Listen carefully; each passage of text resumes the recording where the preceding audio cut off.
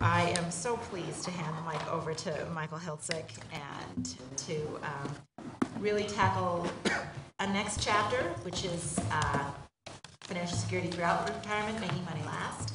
And we really are privileged to have Michael with us from the LA Times. I loved your book on Social Security.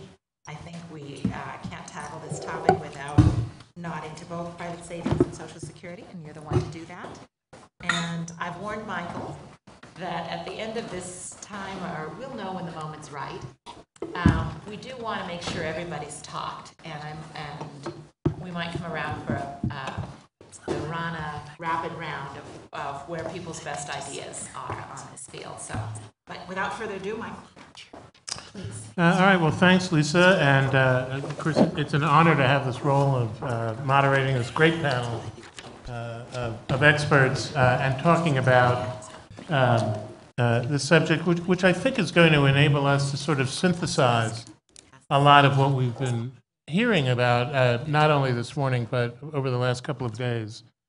As you know, the theme of this panel is making money last. And I just want to take a minute or two to sort of set a rubric. In my mind, at least, there are two essential elements to making money last through retirement, and of course that's longevity and inflation protection. And if you keep that in mind, you have to understand that the only retirement program that we have that consistently lives up to that promise today, that promise of guaranteeing retirees a stream of income through their lives, is Social Security. Now, the other day we heard Congressman Neal talk about the genius of Social Security, and I think that's something that many of us recognize. Anyone who's seen the recent figures on the effect of the Great Recession on Americans' retirement security knows what he was talking about and knows what a bulwark Social Security has been during these difficult times. The figures show that every segment of America's retireds and near-retireds suffered tremendous losses in their retirement security as a result of the recession, but lower-income people suffered proportionately less of a loss for the simple reason that they were less reliant than the others on market-vulnerable retirement plans, whether we're talking about 401ks or private annuities or what have you, where those who were more reliant on Social Security suffered less of a whack because that's the only leg of the retirement stool that was really unaffected by the market collapse. So Social Security is much more than a safety net. We're talking about a lifetime benefit, inflation protected, with disability coverage, all at a rock bottom administrative cost, depending on how you measure it, of maybe 1% or 1.5% of assets. Now, in the commercial world, you can probably buy these features, but I doubt if you could do that at a price that's within 2,000 or 3,000 basis points as a percentage of assets, if even that. Now, we've heard a lot of talk today about the virtues of a program that entails mandatory savings outside of Social Security. But I think what we can also say is that Social Security sets a very high bar for an ideal retirement system. Any rival plan has to deal with the idea that it should be portable, affordable, mandatory, or at least so well incentivized that it might as well be mandatory. Plus, it would be good if it were inflation protected and lifelong, and we might throw in disability insurance. So that underscores the challenge of developing augmentations or supplements or complements to Social Security, if that's even possible, and that's what we're going to be talking about for the next couple of hours. And if that's not possible, why shouldn't Social Security play an even more central role, an even more important role in our retirement system? Higher benefits, more comprehensive benefits, higher replacement rates, better benefits for women who've spent their career years as caregivers, for which they get zero credit, and so on. So that's the context of our discussion this afternoon, or at least part of the context. And I'd like to start off by asking Deb Whitman, to sort of give us the landscape as you see it, we're talking about how do we shore up middle class retirement security. What do you see out there? What needs to be done? What are the challenges that the middle class, maybe the middle class is a proxy for all socioeconomic levels? What are the challenges they face? Thanks, Michael. And I had the hard deal of talking to you right after lunch. So if I see you nod off, I won't take it personally. But there is sugar and things outside. The seats are all electrified, Bob. I like the way you set it up, Michael, because I think when we talk about middle class security, we can talk about more than Social Security. Basically, if we're talking about less than middle class or upper class security, pretty much Social Security is all they have. And the most cost-effective way to help those folks throughout their retirement is to really take a look at that program. So I'm appreciative that you started off that way. Many of you got, I don't know how many of you read on the airplane, the report that the ARP Public Policy Institute put out about the middle class last year. We had sort of been tasked to take a really broad look at the middle class, not just today's middle class, but what the middle class of the future will look like, not just middle class 50 plus, which is our population, but what the future 50 plus will look like. And also from multiple dimensions, making sure that we looked at housing and healthcare, at savings and asset and debt. And I would love to say the picture is good, but there are very few areas in which we found much hope.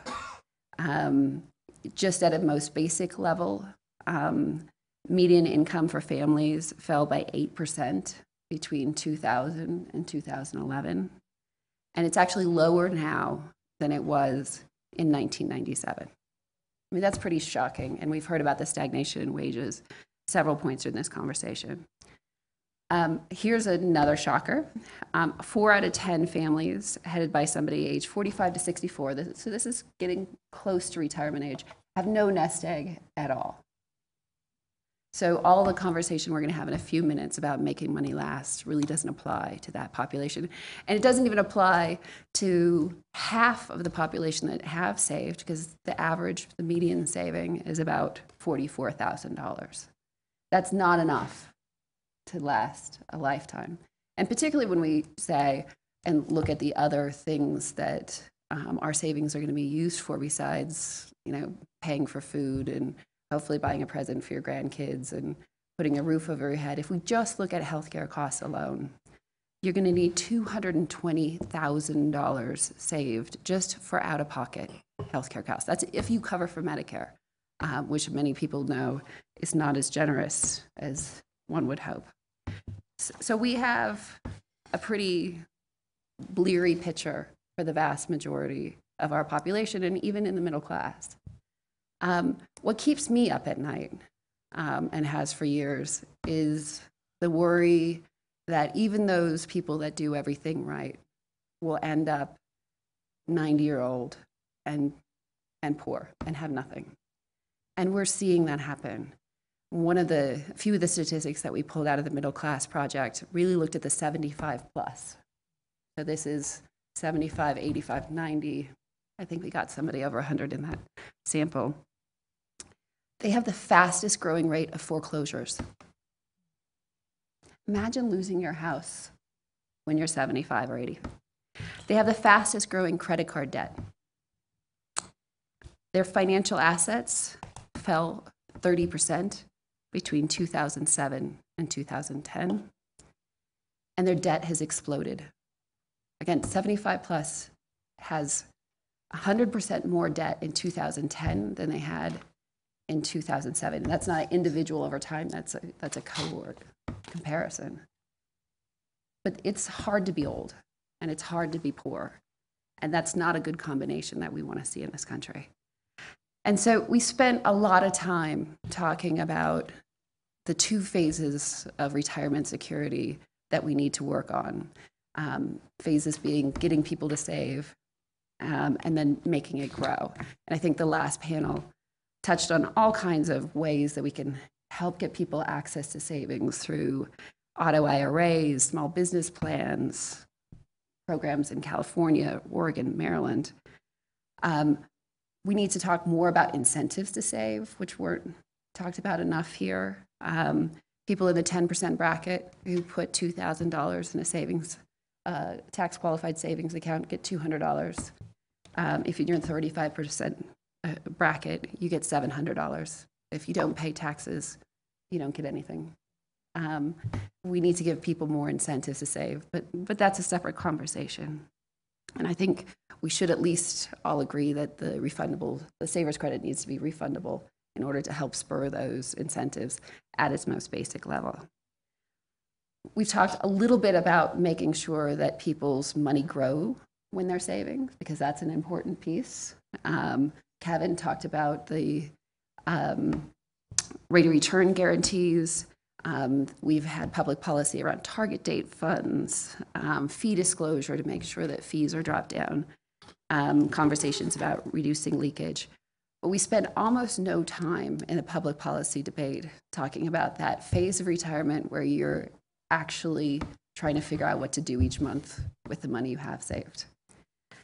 And I think obviously the first key is having money in the account. That's a precursor to this conversation. Sorry.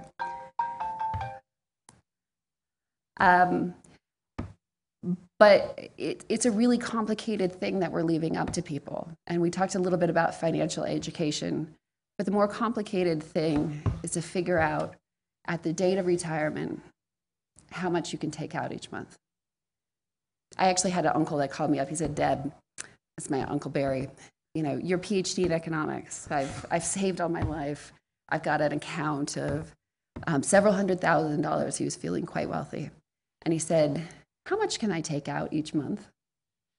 And I said, "Well, Uncle Barry, if you tell me what future inflation rates are, if you tell me what future interest rates are, and most importantly, I need to know when you and Aunt Sheila plan to die, then I can tell you exactly that calculation."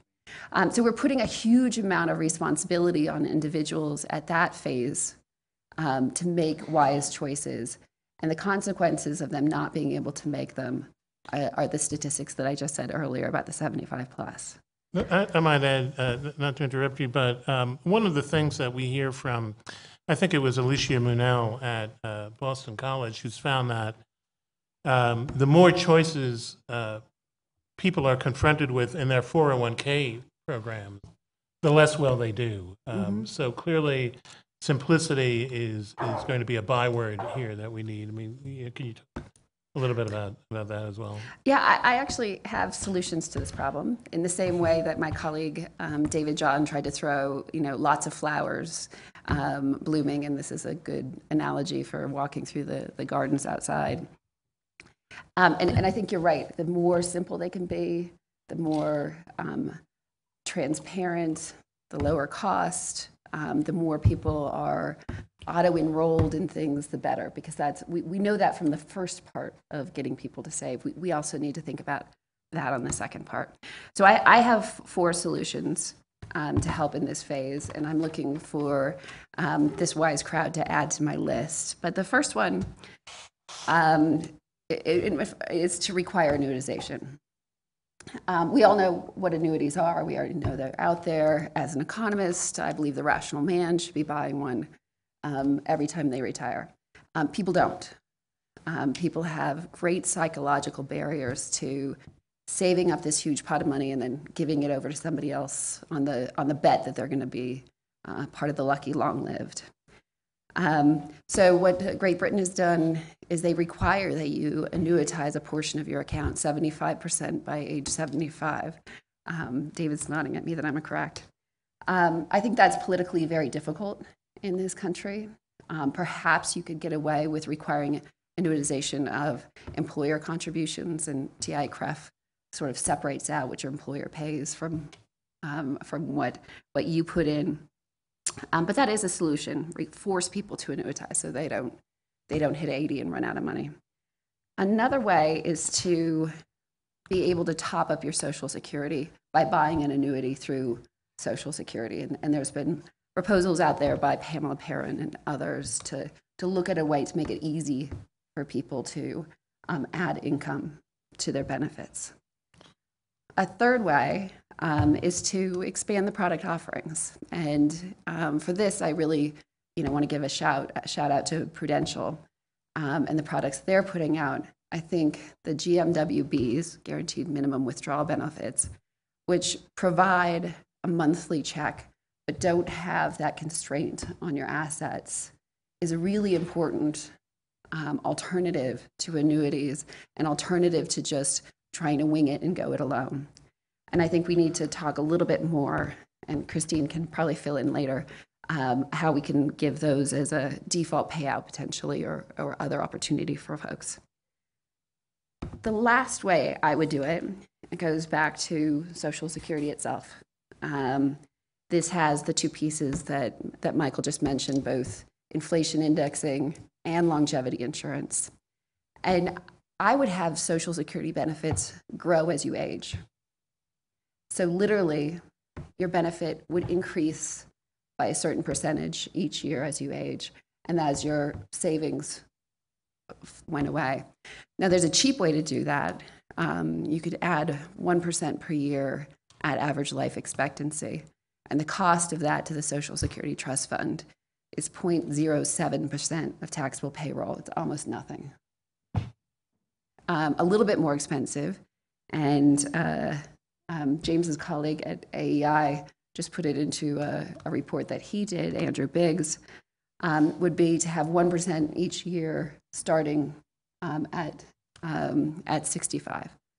And so again, building in longevity insurance into the actual Social Security benefit, which although it keeps up with inflation right now, doesn't actually grow over time.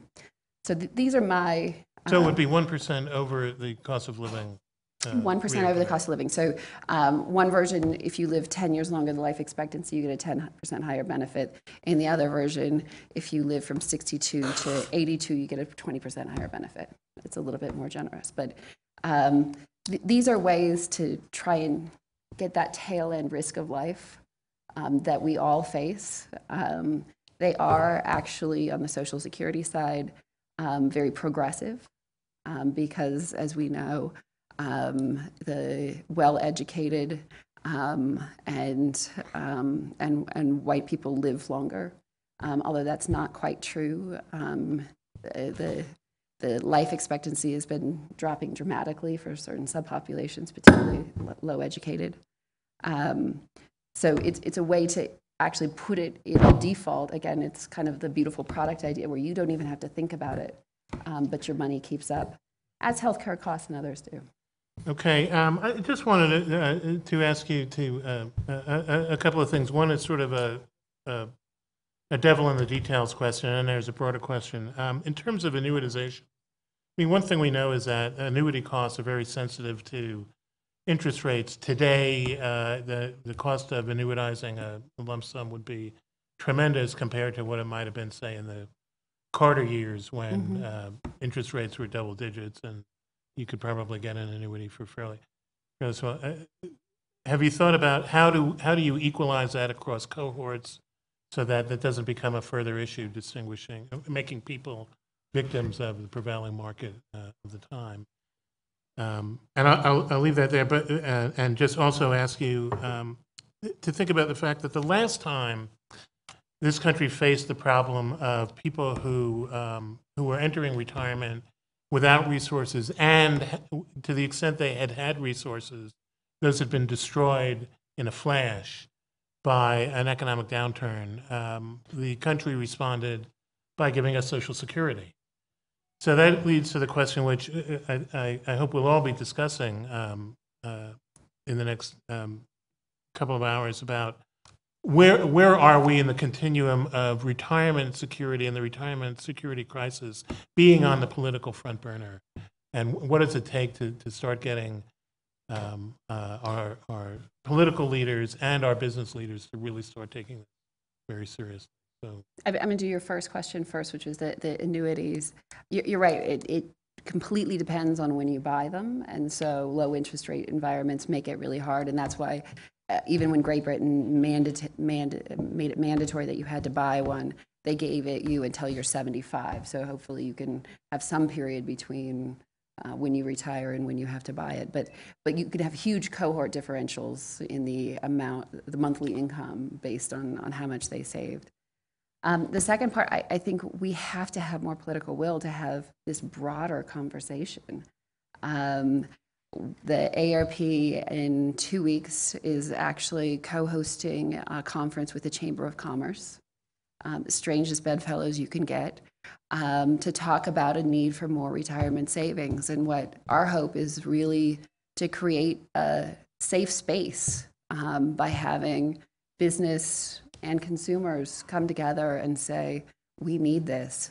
If you read Politico today, the head of BlackRock came out saying we need a mandatory savings program.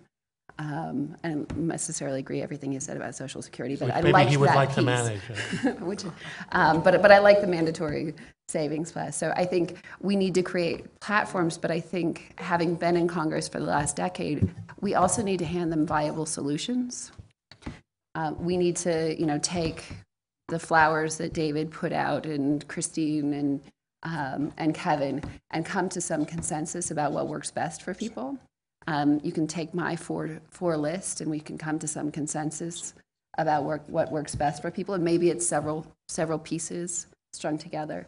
But I think it's really important that that we all together collectively, from the different perspectives that we've brought together, thanks to Lisa, can raise these issues on the table as not only important, you can read my statistics, but actually solvable.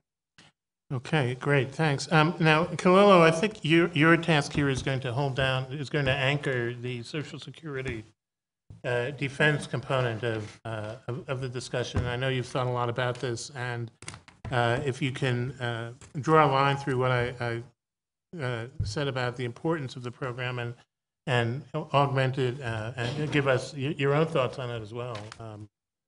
I'm absolutely going to be your amen chorus and say that Social Security is the bedrock of retirement security for most workers and their families. About 1/3 of elderly beneficiaries receive 90% of their retirement income from Social Security, and 2/3 receive 50% or more of their retirement income from Social Security.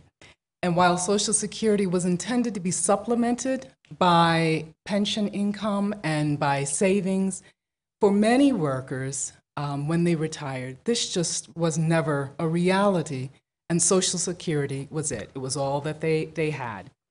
And today, with the decline in defined benefits and the hit that has been taken by defined contributions and other assets that people were looking to for retirement income, it's the number of people for whom Social Security is the sole source of retirement income is rising.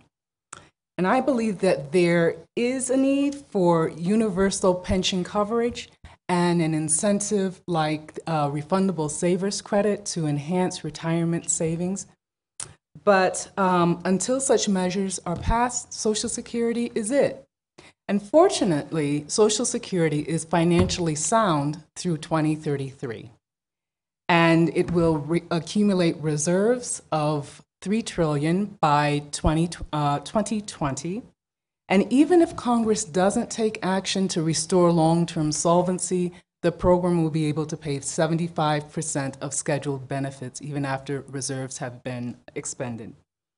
So while Congress has not reached agreement on how to address Social Security, fortunately, the public has.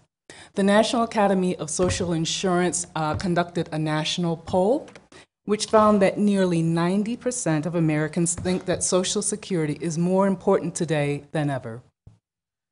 A large majority of Americans say that they do not mind paying for Social Security because it benefits themselves, it benefits their families, and it benefits others. And this is true across generations, it's true across income groups, and it's even true across party affiliations that this majority are supporting Social Security. Moreover, 84% of Americans believe Social Security does not provide enough income in retirement. 75% believe an increase in benefits should be considered. And there is a set of changes that most of those polled prefer, and it includes 4 measures. Gradually, over 10 years, eliminate the cap on wages that are subjected to Social Security. 2, gradually raise the payroll tax rate for both employees and employers from 6.2 to 7.2% over a 20-year period. And to give you an idea of what the impact of this would be, a worker who earns $50,000 would pay an additional 50 cents a week for that kind of rate increase. 3, raise the basic minimum benefit so that workers who pay into the system for 30 years could retire at 62 or older and not face poverty. And 4, increase the cost of living adjustment to better reflect the inflation that's experienced by the elderly, such as increases in medical care costs. This package would more than restore long-term solvency. The poll also showed that a majority of Americans reject some proposals that have been considered. 1, they reject raising the full retirement age to 70. They reject means testing the program. And they reject failing to raise revenues in order to support Social Security. And so given the challenges that we're facing in Washington in terms of there being any kind of agreement reached, it's good to have a voice from the public that's cutting through with a solid plan for how to address Social Security. And Michael Barr asked at the end of the last session whether there could be some grand bargain that pushes Congress to action. And I think this set of 4 measures might be such a package that might work. Right. Well, thanks. Well, we've talked a lot during the debate over healthcare reform about making Medicare universal. That would be an instrument to actually create workable healthcare system for everybody. Do you think we recognize enough that Social Security could play that role by making it? We talk about making Social Security stronger, but that often devolves into a discussion of where to cut it so that this chimera or this Valhalla of a perfectly balanced system occurs. Do you see this raising the benefit, raising the tax rate, guaranteeing a higher minimum benefit? Is that the proper analog to making Social Security more relevant in our lives as it should be? Yeah, I think that it is making those kinds of changes is a recognition of how important Social Security already is in our lives, and that given the role that it actually is playing, that we need to make benefits more adequate because people are relying primarily on Social Security, solely on Social Security. And in this nation, do we want to really say that after a person has worked and paid into a system all these years, that they should face poverty when they retire? I think that the public sees that it is not just to leave people in poverty after they've worked and paid into the system in this way. And what they have said is that they are willing to pay more in taxes in order to ensure that the system is adequate. Right. I'd like to also just make one more point about raising taxes. We often hear, and we may yet hear today, that if you raise taxes on the scale, if you remove the cap, you're creating a disproportionate burden on the wealthy who are already paying a plurality, maybe a majority of income tax. I would point out that the Social Security payroll tax and all of the discussion of removing the cap applies to wage income. And as we move up the income scale, the percentage of income that is wage income drops. I think when you get over $1 million, maybe over $2 or $5 million,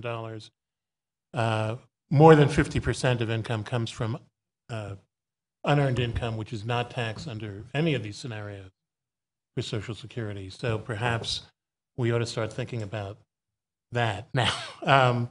All right, now I'm going to move over to my fellow left-handed member of the panel,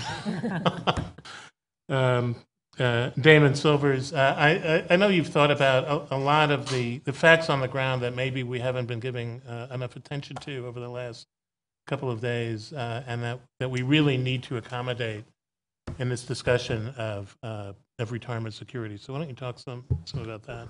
Sure, sure, Michael. Well, you know, as is always the case with events at Aspen, this has been really interesting to sit and listen for most of the last, day and a half. And, you're presented, when you get up on the panel, you're presented with sort of too many options in terms of what to respond to and what to talk about. And I'm going to try to do in just a few minutes is cover. I think we kind of dive into these conversations and cover some basic facts that I think condition the alarm that many people have expressed here, and then two, to talk about not so much about some of the battles over some of the issues that are most contentious in Washington right now. I've had this surprising experience on this panel of the thing that I usually have to do, which is to defend Social Security, seems to have been covered. But to talk a bit about what might, in following on the last panel, talk a bit about what seems like fruitful ways forward and what may be less fruitful. So let me begin just by talking a bit about numbers. I was warned by one of these messaging experts never to talk about numbers, but I think here at Aspen I'm allowed to do that. So the basic situation we have in our country with retirement security is that we had, and this relates to the history of Social Security, and I talked about this briefly actually on Sunday night. We had a post-war deal. And the post-war deal was that Social Security would not become a full income replacement for people who retired.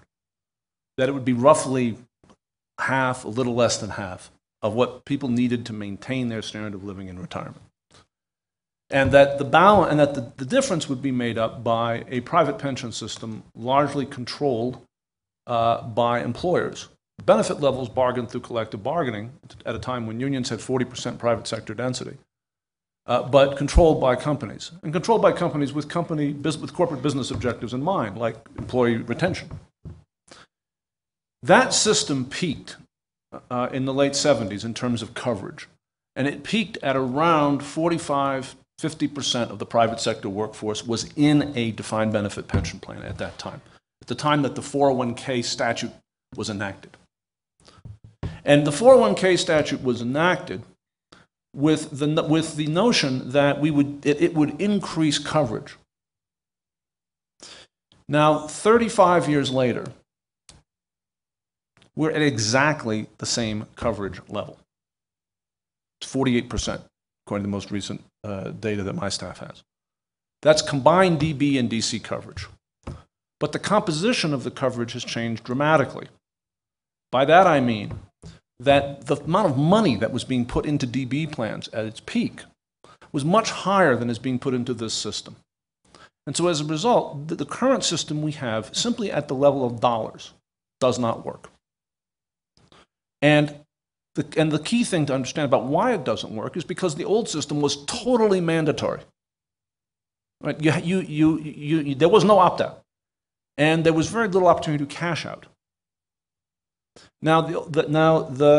So we haven't achieved any gains in coverage as a result of the reforms we've made. But what we have done is dismantled most of the features, for those who only have a defined contribution plan, most of the features that we know are necessary to provide that difference between Social Security and what you need to be able to preserve your standard of living in retirement, which is about a 70% income replacement rate. And by those features, Michael began with them, but it's important to repeat them. A, you got to have money. How much money?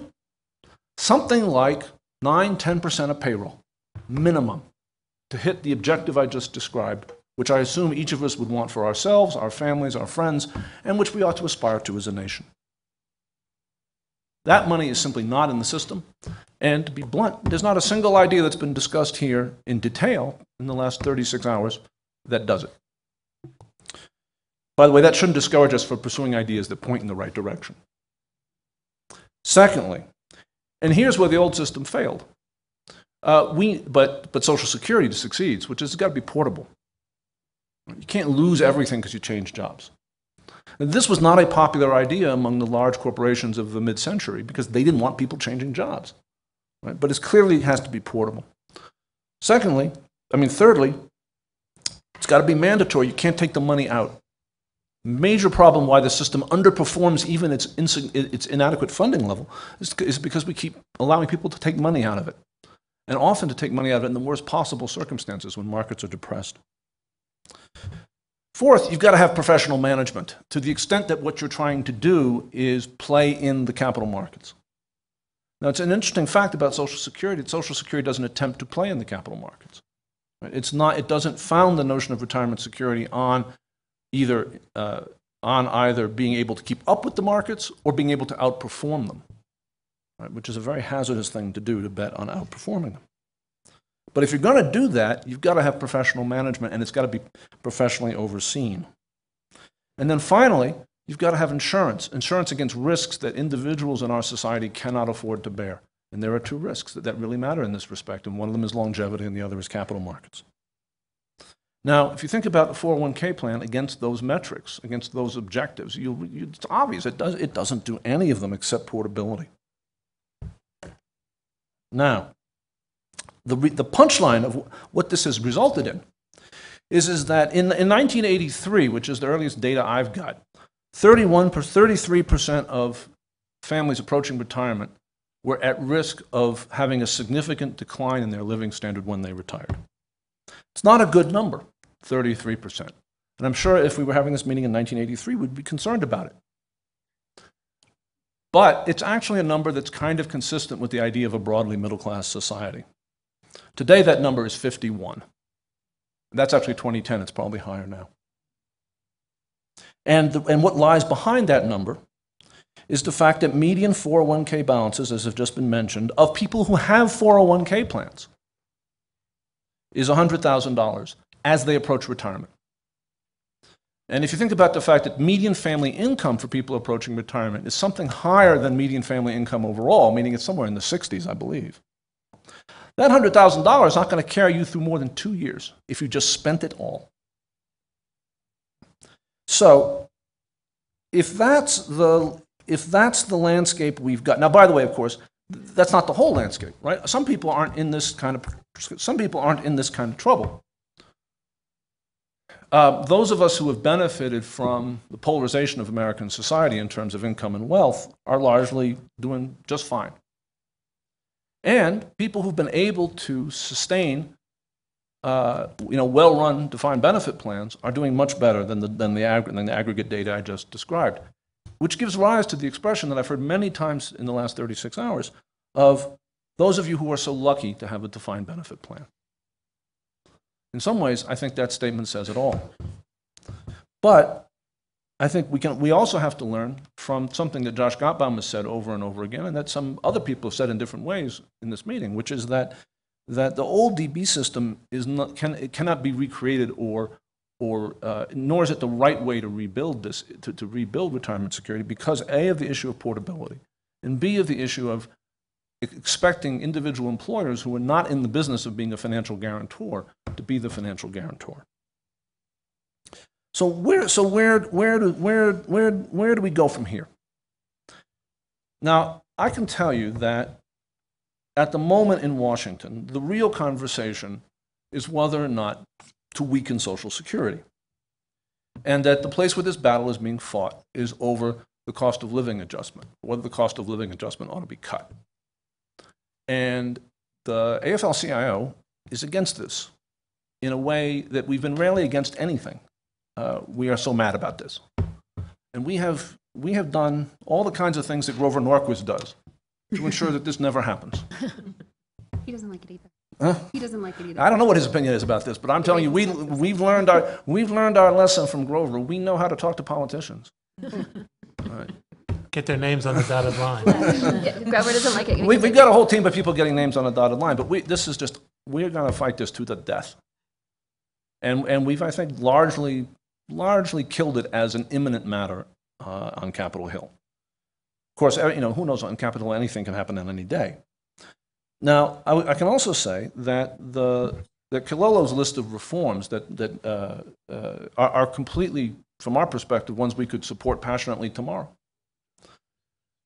But I think that the challenge is to try to figure out, in a room of this kind of diversity, is not for me to try to persuade everybody in this room of the justice of the positions that the AFL-CIO has taken on this matter, or the wisdom of Kilolo's reforms. The question is, can we find some place that we can forge some type of agreement here?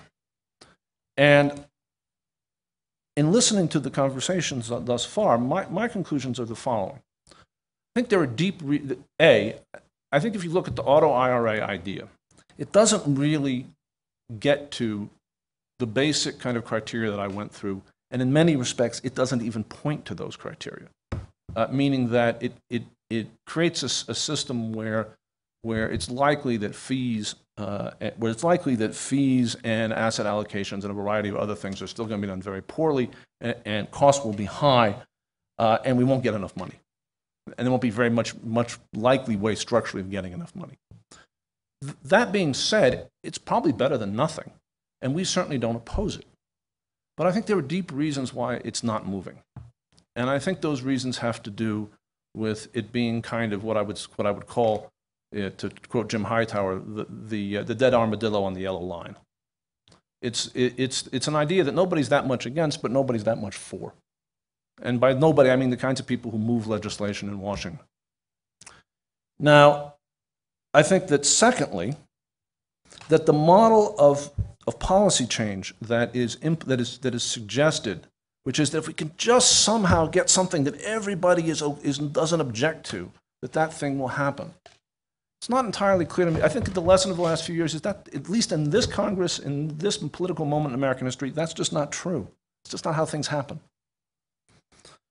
Now, if we look at what's going on in California, we look at a proposal that has many of the criteria that I laid out, and that has been passed in the context, frankly, of political gridlock being broken. The Democratic Party has a working majority in both houses, and of course that doesn't mean that any idea that the labor movement or political progressives want to get done. Kevin explained very much how there's still a push and pull, but there's a clear momentum in a given policy direction.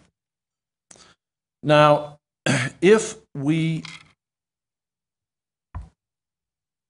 question, I think, is it going to be possible for people who actually have a common interest, and I believe deeply that the financial services community has a deep interest in fixing the problem I just described, because there's massive amounts of business in it. But it's got to be in the context of the financial services sector having, and I think one of the representatives of Capital One said this in this meeting, having a conception of itself as kind of more of a utility than a hedge fund. If we can find agreement on the type of structure that people have talked about in Australia, in particular, which interests us a great deal, but that basically consists of a retirement security vehicle that is plug-in, meaning for the small employer, it just is not that hard. It doesn't involve that much infrastructure. It does not make the small employer a fiduciary. It's a plug-in for the small employer. It has a strong fiduciary, right, that is able to negotiate with service providers in a robust manner. Has the capacity to manage money in a pooled way and to get serious professional money management skills in place. Right. And is at least built so that over time, as has happened in many other countries, we will be able to between the employer and the employee, get something like 9–10% of payroll into it. Right? That type of vehicle ought to be something we can, at least in this room, begin to unify around. And that I think has promise for getting done eventually in Washington in some form, right, but I'm not sure that it gets done by trying to get it to the point where the current leadership of the House finds it acceptable. I'd be very interested in having a dialogue with the current leadership of the House about what they do find acceptable. I think that perspective is missing from here. But to be blunt, I'm not entirely sure that just trying to step down and down and down is going to work. It seems like instead what happens is you get to some place that nobody cares enough about to make happen. And with that, I'll stop. Okay, well, great. Well, David Walker, I think we've given you a lot to talk about. I know you've thought a lot and talked a lot about the need to place Social Security, Medicare, and other government programs in the context of fiscal policy and the country's fiscal condition going forward. What you've heard is several of us talk about how crucial it may be for Social Security and other social insurance programs to carry more of the weight of individual security going ahead. So why don't you give us your thoughts on Well, first, whether these are reconcilable issues? And well, and first, what let me you think. give you my perspective, okay? I was a trustee of Social Security and Medicare. I was head of PBGC. I was Assistant Secretary of Labor for ERISA. And I was Comptroller General of the United States, among other things, okay? So I try to look at things a lot more holistically than, frankly, most people in Washington do. And I think one of the problems that we have is that we suffer, especially in politics, from myopia, which is nearsightedness or short-sightedness, and tunnel vision. And I also think that, frankly, a lot of the polls that are done are grossly misleading and not very helpful. Because what they do is that they try to ask very simplistic questions about a single issue without recognizing that the fact that our problem is much bigger and that you just can't solve a problem single issue by single issue because there's so much interconnectivity and interdependency. So I come back to saying you got to go big, all right? If you really want to get something major done, you got to go big. And whether that be with regard to fiscal reforms or whether that be with regard to retirement, retirement security reforms, you got to go big. I would respectfully suggest that our focus should be on economic security throughout retirement. And by the way, economic security throughout retirement is not just income. It also involves health care and a few other things, okay? To me, some of the things I look at is that, look, we need a sound, solvent, secure, and sustainable social safety net. We need adequate savings and contributions. We need supplemental, automatic retirement savings. I use the word automatic. I feel that strongly. I don't use the word mandatory. Words matter. They mean the same thing, but they can have very different connotations. We need prudent investment strategies. We need appropriate portability. We need preservation of retirement savings for death, disability, or retirement. And then we need to think about what do you do at retirement. We need realistic retirement ages, which vary based upon occupation, among other things. We need appropriate distribution options. We need additional annuity options. And we also have to recognize that this is not just about income. It's also about health care and about long-term care issues, all right? So, I mean, now, thinking about all of that, some of the things that I look at is, yes, we do need Social Security reform. And without getting into the details, it needs to make it solvent, sustainable, secure, more savings-oriented. I'm a strong believer in Social Security. I think it's got to be the foundation. But I also believe that we need to have automatic supplemental savings. I don't think we're ever going to get where we need to be with the vast majority of the population without some type of automatic supplemental savings mechanism that goes into a real trust fund with real investments, with real fiduciary responsibility and liabilities, with appropriate education, with minimizes fees, that, with professional management and a variety of other things. I think that we're also going to need pension reform in the areas of preservation, more annuity options, looking at fiduciary responsibility and liability, dealing with smaller employers. We're going to need tax reform, including rationalizing the number of tax-favored retirement vehicles and what our tax preferences are going to be and what limits they're going to be. as part of comprehensive tax reform. I think that, we're going to need to go back at healthcare, again, broadly defined. We've way overpromised in healthcare. Medicare is underfunded $37 trillion based upon reasonable assumptions.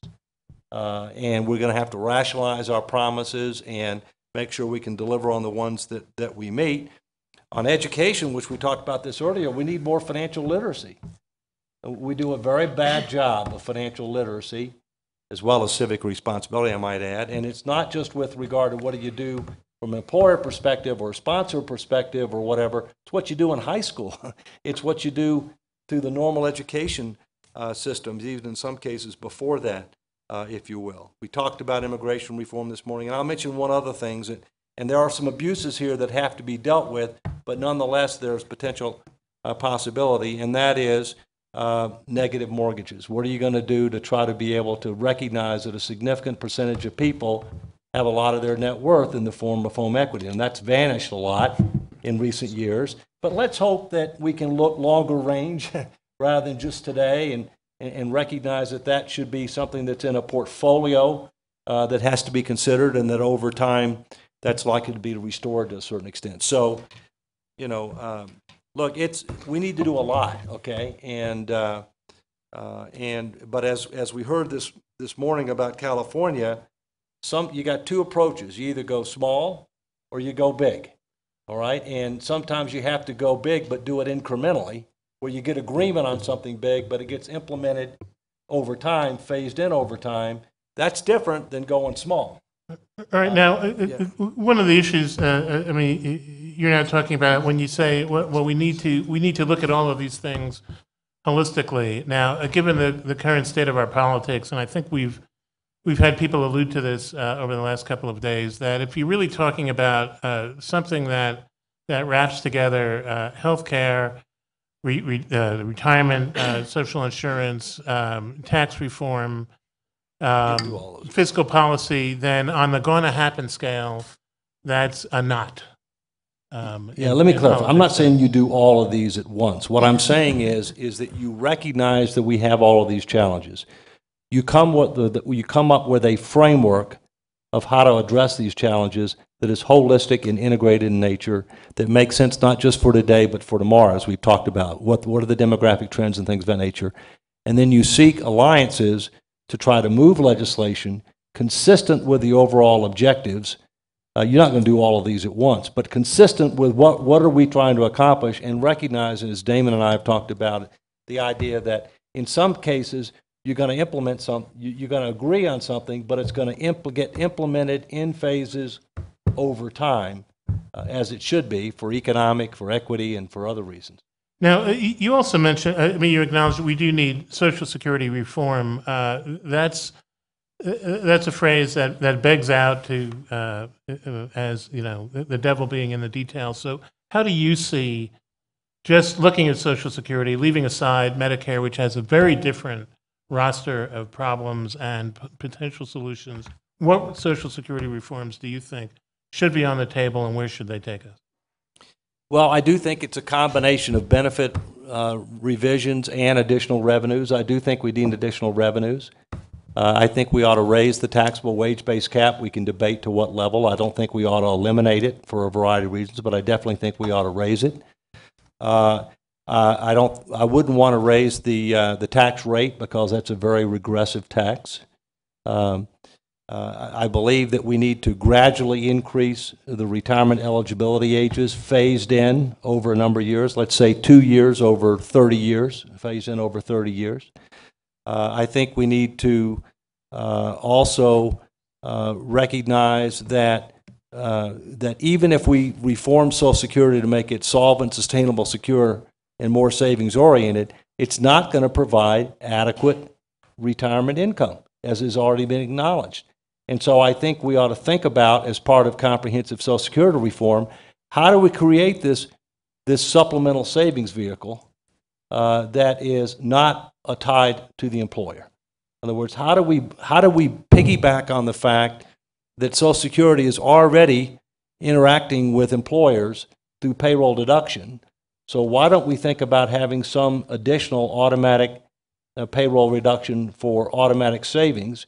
think about that in the context of either the earned income tax credit or the minimum wage or whatever else, so we could kind of coordinate these things at a time that the people that could less afford this might get some type of relief in another way. But yet, nonetheless, we end up implementing something that is automatic. Because one of the things that I found is human nature being what it is, once people touch the money, they will spend the money. The question is, how many times do they spend it? Right. Now, one other thing before we throw the discussion open, broader discussion open to the panel, I just wanted to ask you one thing. You mentioned that we need realistic retirement ages, and you suggested that we could possibly vary them by profession, I think you said. I did. Have you thought about what mechanism could be used to do something like that wouldn't be gamed or that would be seen as? I look at my family as an example. You know, I'm in the professional services field. My father was in telecommunications. My two grandfathers were both union. One was a mine worker and the other one was a steel worker. I mean, the fact of the matter is those are very different occupations.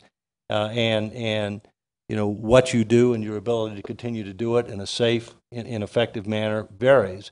And so I have sympathy to the fact that, you know, there are certain occupations that, you know, it's not realistic to expect them to work as long. At the same point in time, if I look at the nature of the workforce as a whole, you know, we're moving more towards a service economy.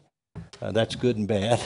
But it does mean that to the extent that we're doing more based on intellectual, you know, rather than physical, that, you know, we ought to try to structure our policies geared towards a vast majority of what the country is and where it's projected to be, while making adjustments in appropriate circumstances for those that aren't in the vast majority. Okay. Now, since unfortunately Karen Alinsky from TIA Craft couldn't be with us, one of the voices that we're missing on the panel is that of the private investment community, although I know we have Betsy and Christine and many other members at the roundtable who can join in as it comes up. But there seems to be a sense that the private investment community needs to play an important role in this. And one of the issues that I know we've implicated thus far is the question of if you have mandatory savings over and above Social Security of some sort, whether it's managed privately or not, how do you structure it so that the money stays in the system and isn't raided? And raided may be the wrong word because, you know, people have real hardships. And David, John, and I were talking about this last night. You're going to run into sort of a political balancing act between allowing people to access accumulated funds when they really need them and telling them that they're going to be better off if it stays in.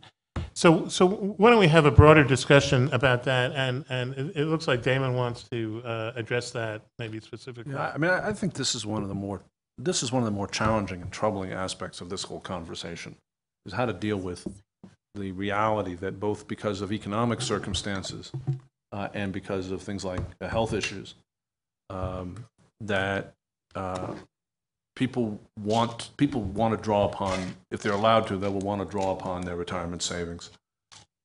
And I think that if we try to think about that problem within the box of retirement savings, we'll never figure it out. What this is telling us is that other key aspects of our other public policy choices have been mistaken. That to ask people. Remember, we're starting off with a retirement system that's like nowhere near saving enough money to simply provide for retirement, and then we ask that system to be an insurer against economic cycles, to be a potential financier of college, to be a potential financier of home purchases, and also to be a potential insurer against catastrophic health risk. Right? Now, that's not going to happen. If we ask the retirement system to do all those things, it will fail as a retirement system. And and this may seem harsh, but I think that what we need to have is a retirement system that is not susceptible to that type of leakage, right? And it's got to be paired with serious solutions to each of the things I just described that are outside the retirement system. And I'm convinced that if we continue the fantasy that we can have an underfunded retirement system that does all those other things, we will not do all those other things, and we will not have a functioning retirement system. And I think it's a fairly accurate description of what's going on today.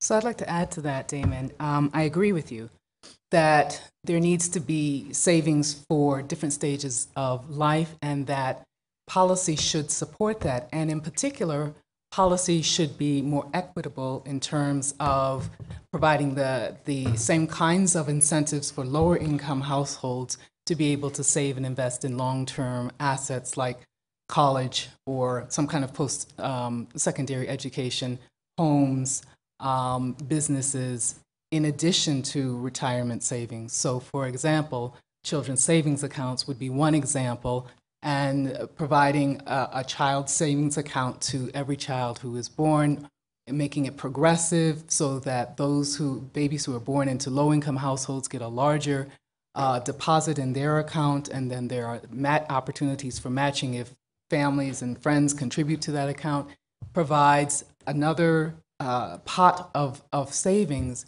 that an individual, when they turn 18, would have to get a start in life, and not just be reliant on a retirement savings account and have to draw down on that in order to purchase a home or start a business. And Deb, the facts and figures that you presented to us at the outset, really create a dire picture of the gap that has to be filled. Do you see, is this something that the commercial financial services industry really is equipped to offer us? I mean, what sort of products are out there or can be constructed that can help fill in that gap? I think we need to go big in Damon's parlance on several different ways. So I actually slightly disagree that we should only talk about retirement savings, because I do think, I understand the leakage problems, but I do think real participation increases when people know that they have access to the funds. It can help them if they want to increase their education or become self-employed, to be able to pay themselves back and have the access to capital. So I just wanted to touch on that piece. I think you were asking specifically, can the financial services help in this end of retirement phase? And you heard Prue talk earlier that the take-up of their new fund type has been relatively small. And I think that's some regulatory issues. I think some of it it's not as beautiful as I would like it, so people don't understand it. But I certainly hope that that's an area that grows, and I do think it has a lot of potential. We've seen the annuity companies, life insurance companies, many of them consolidate, collapse in this interest rate environment. I'm watching long-term care insurance dry up remarkably fast, which is another thing you actually do need to protect a risk against. So the private sector has to play a role if we're going to get above that minimum threshold, and it's really so minimum of what Social Security can provide. But we're not quite there yet. Again, the take-up rates are so small in some of these areas. And David, you've spent so much of your career in the public sector, but you must have some thoughts about public-private partnerships, and what does the private sector need to do to help overcome the obvious issues that the public sector is going to have solving these problems? Well, I've spent 20 years in the private sector and 20 years in the public sector. Okay, so I mean, if you want to count not-for-profit as public, which is 5 of that 20. Look, I do think, both sectors have an important role to play, and frankly, some of the things that we've talked about here are going to present real opportunities, for the private sector, especially people in the investment community and the insurance community or whatever, because we're talking about large pools of capital that are going to have to be managed professionally on a huge scale, and that there are various risks, including not only investment risk, as Damon properly said, but longevity risk, they're going to have to be dealt with. And I don't think the U.S. government has to deal with all of that. Okay, they've got to deal with some of that, but I think there's a role for the private sector to try to be able to deal with with a portion of it as well. Now, one of the issues that I think or one of the phenomena that I think we saw during the era of privatization, during the privatization campaign of the mid-aughts, was that Wall Street expressed some skepticism about whether there was anything for privatization in them, as long as we were talking about plain vanilla private investment accounts, but that they seem to show somewhat more interest as the potential for elaboration of the accounts got higher. There was even talk during the privatization campaign of people being able to invest their private accounts in commodities accounts, which some of us found to be a hideous idea. So maybe we can hear from some of the people in the private sector about what sort of opportunities you all see there. But we're beginning to see some questions, and I'd like to see a forest of vertical name tags. Can I just mention something real quickly? Sure. George W. Bush got something terribly wrong in this area, okay? I'm only confining to this area, okay? And no president is perfect, so by any means. But he didn't realize that the second word in Social Security is security, not opportunity. I think that is very, very important, and it needs to be security for good reason. On the other hand, for reasons that we've articulated today and others, it's not enough. We've got to recognize that, and we've got to figure out what we're going to do about it. Okay, well, why don't we start throwing the issue open to the roundtable. Lori, I think you were one of the first to have a question, so why don't you? Yeah, my question is about specific reforms to Social Security, and I don't pretend to understand all the policy nuances, but I do look at things and say, well, that seems reasonable. Maybe we can have a debate about that. And it struck me that, Colello, your list of reforms was not that different from the Bowles-Simpson proposal. They lifted the payroll cap. They had more generous minimum benefits. It's true that they went to change CPI, but they had a bump up for older people. They did raise the retirement age in 2075. And they went to means testing, which, the money's got to come from somewhere. They didn't raise the taxes. They'll tell you it's because they think taxes are going to have to go up for Medicare rather than, for Social Security so much. And, when Dick Durbin sat in that voting session and says, these ideas don't seem that radical to me, it made you think there could be a conversation. But many of your organizations immediately, trashed the thing. So I'm wondering, as we start to talk about whether it happens or not, we'll see, but as we start to talk about a specific commission to look at Social Security reform, why are these ideas just totally off the table for your organizations? I mean, can we talk about means testing Social Security? So I'll provide my response, and I think Deb wants to jump in on this too.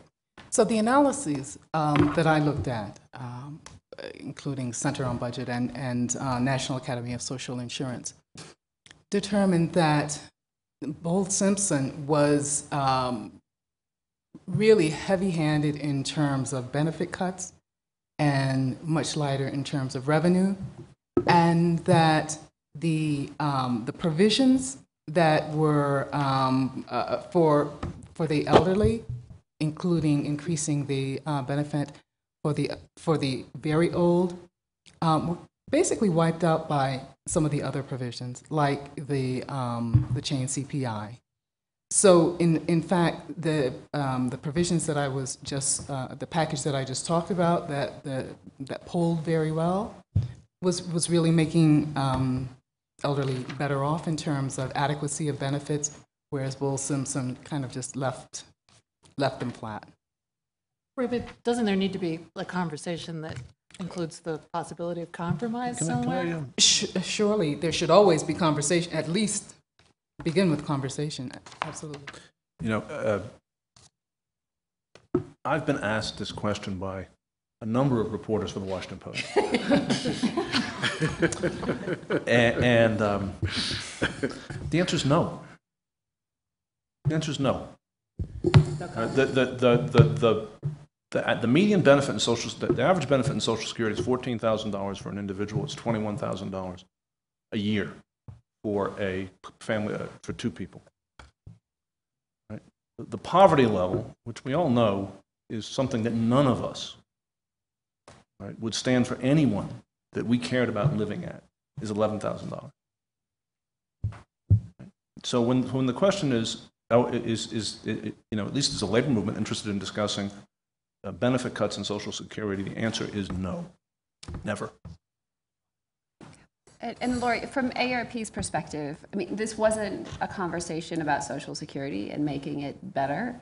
This was a fiscal commission, which was trying to solve the deficit problem.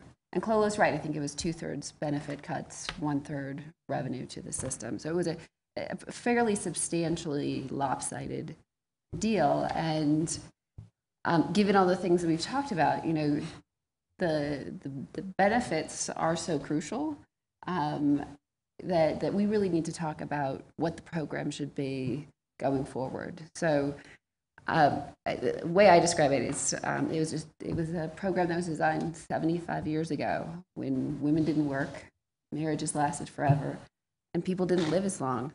And if we're not going to have a conversation about the demographics of the future, then we shouldn't be having a conversation about Social Security. And that's why the provisions that I'm talking about increasing benefits over time, they had it, but it was just to undo the real damage of the chain CPI. And that's why, along with Damon and his crowd, we've been extremely vocal against that because of the issues when I started out talking about what it looks like to be 75 right now. The chain CPI takes a month's worth of income away from 90-year-olds. But they had it bad.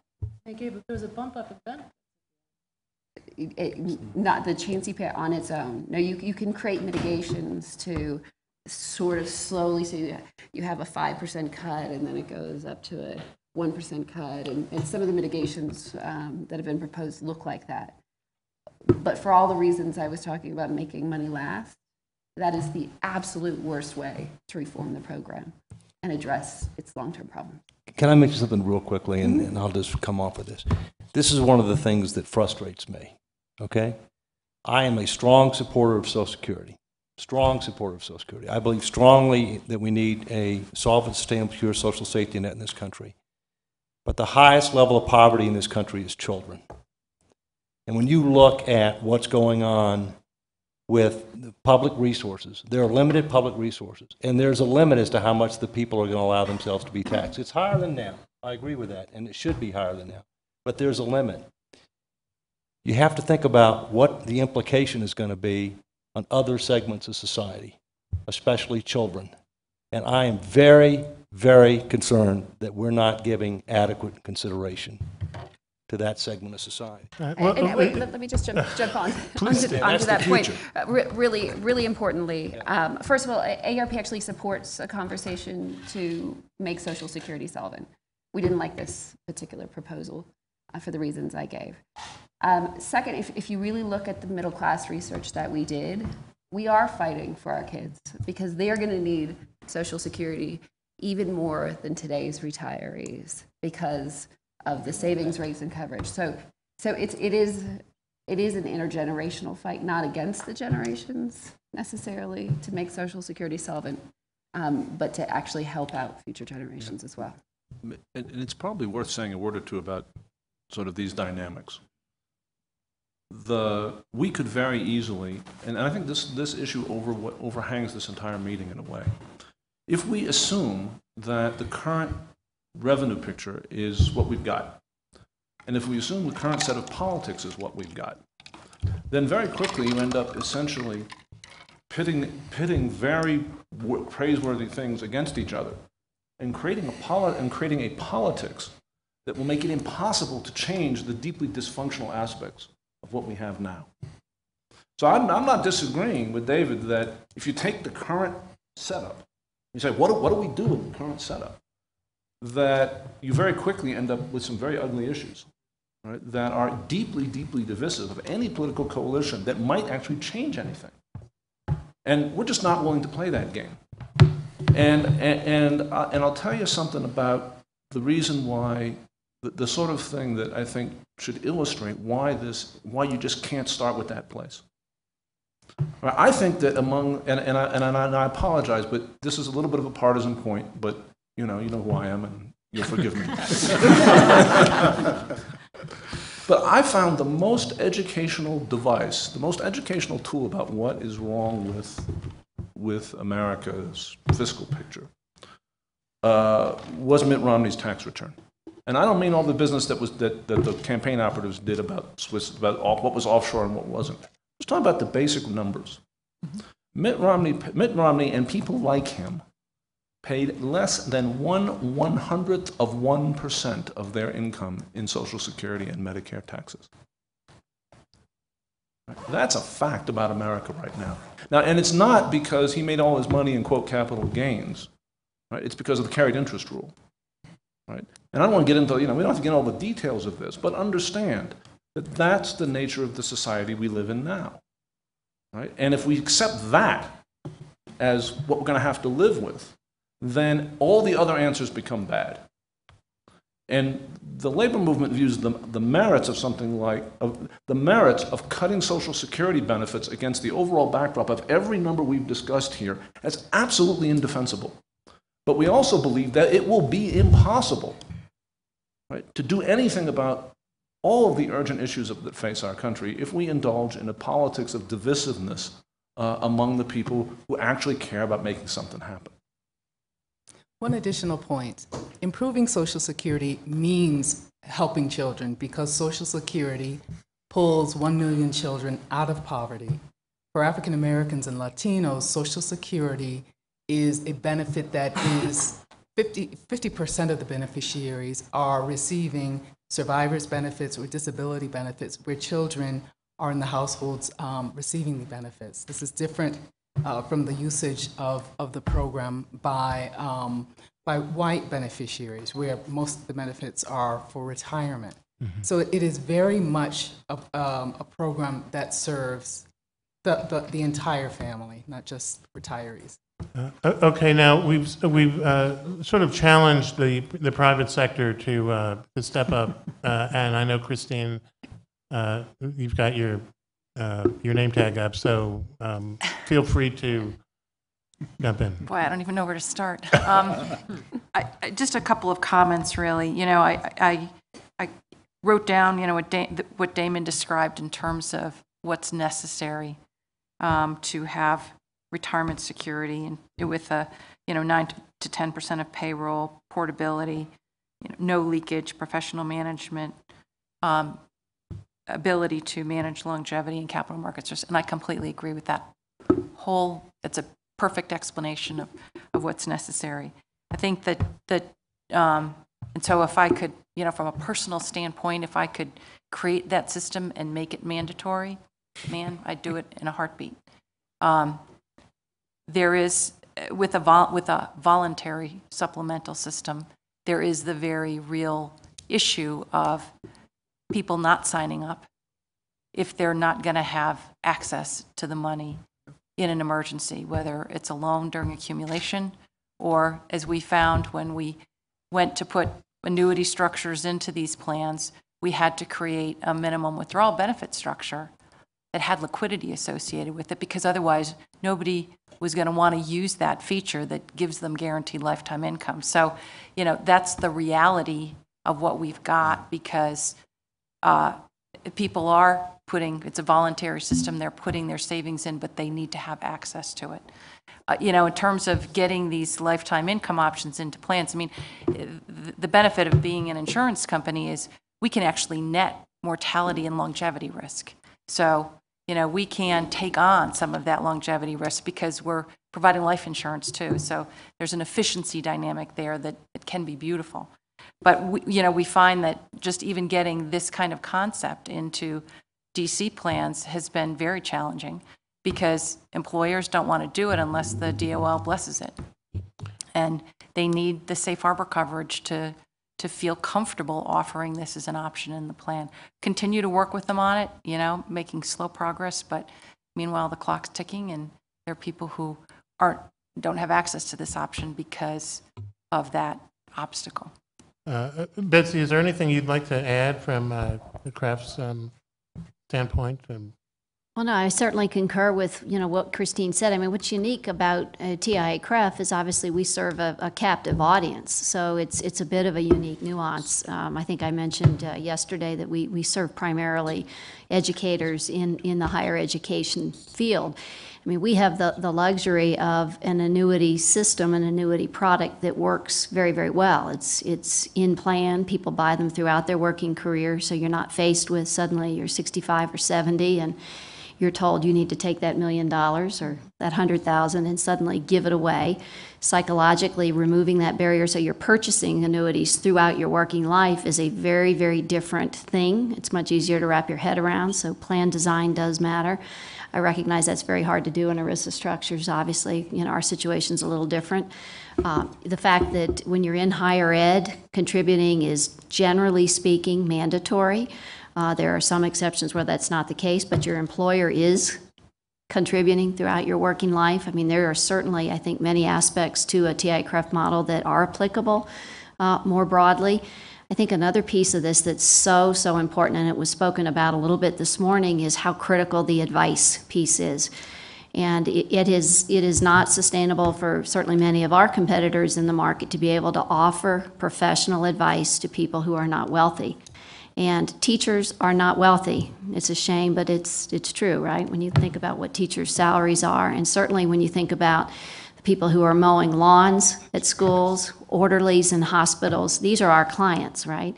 Not just highly paid faculty, tenured faculty. But we've got a model where we've been able to actually have access to individuals and talk to people if you're effectively making minimum wage or just above it. That's something when you think about designing plans and the ability for employers and their fiduciaries to actually talk to employees. We don't have a system now that enables many of our competitors that would serve the general market to do that, or make it economical for them to walk into a law firm or to walk into any for-profit type company and talk about money. So I think there's certainly some interesting aspects of this model at TIAA-CREF, which was founded by trying to serve those who worked a career as a teacher and then retired with nothing back almost 100 years ago, which was teachers. Once they stopped working, it was much like your father, right, in a blue-collar job. When you no longer worked, you didn't make any more money. And it's a system over time that is a life insurance product-based system that does work. Teachers do not, in this country and the people we serve, retire in poverty. And that's almost a statement that is uniformly accurate across all of our participants. My compliance officers would hate that statement, but it is generally a true statement. So certainly, a model that I encourage folks to look at because pieces may have applicability here.